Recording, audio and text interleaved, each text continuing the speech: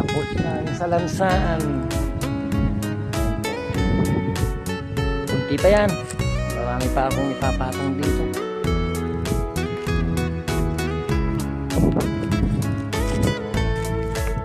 Gandang tignan. May panggatong na ako sa tagulan. Dito ko nilagay kasi dyan ako nagluluto. Yan. Dito yung kusina namin.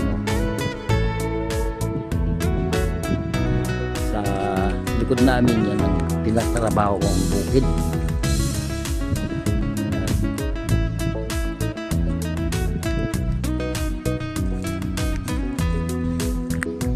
Yan. Yan na pong ginawa ko.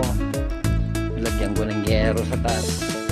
Tapos pinatong ko yung mga kaldero na para hindi lilipad yung yero. Eh kulang pa yan, may papatong ko pa yan eh.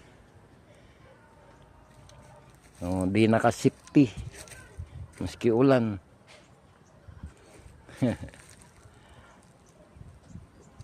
Yan.